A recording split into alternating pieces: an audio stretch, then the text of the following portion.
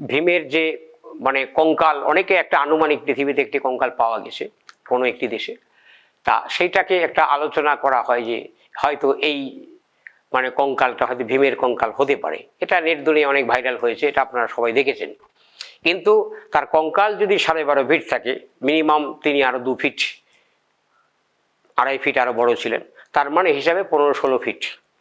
তো এবার সেই আমলের যদি সাধারণ মানুষ যদি 15-16 ফিট থাকে, তাহলে রাক্ষস এবং বানর বা বন মানুষ, আদি মানুষ, তাদের উচ্চতা কত হবে। এবং আপনারা তো আধুনিক যুগে ডাইনোসরের অনেক গল্প শুনেছেন, ডাইনোসরের নামে এরকম প্রাণী ছিল, জলবায়ু প্রলয়ের কারণে এই জাতি লুপ্ত হয়ে গেছে হাজার হাজার বছর আগে। কিন্তু এই রামায়ণের যুদ্ধ হয়েছিল সায়েন্টিফিক কারণে, অর্থাৎ মানব জাতির কল্যাণের জন্য। এর প্রত্যেকটা শ্রীকৃষ্ণ রাম পৃথিবীতে এসছেন, মানে যতবার অবতার রূপে এসছেন, কর্মের ফলটা যে আসে, কর্ম করলে তার ফল হতে, ভালো কর্ম করলে ভালো ফল পেতে হয়, খারাপ কর্ম করলে খারাপ ফল পেতে হয়, স্বয়ং ভগবান নিজে দেখিয়ে গেছেন। এটা আমার বলার কিছু নয়, এটা আমাদের জন্মান্তবাদের এবং গীতার কর্মযুগের কথা। শ্রীমদ্ ভাগবত গীতায় কর্মযোগের কথা, জ্ঞানযোগের কথা, ভক্তিযোগের কথা কি আছে?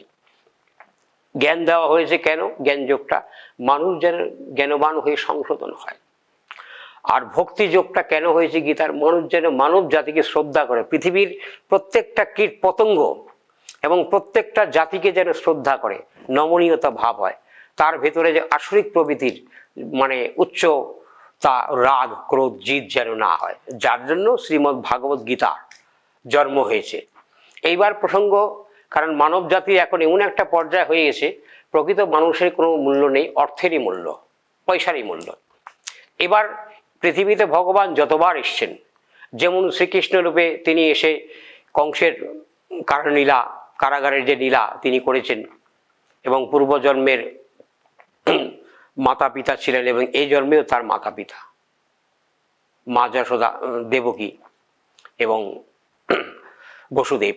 তা এই জায়গার ক্ষেত্রে সে মা যশোদার গর্ভে লালিত পালিত হয়েছে গোকুলে বৃন্দাবনে, কিন্তু পূর্বজন্মে তার মাতা ছিল তার গর্ভে 10 মাস 10 দিন, অর্থাৎ পূর্বজন্মে যশোদী মাতাও তার মনের কামনা বাসনা ছিল, সে তার যেন মাতা হতে পারে।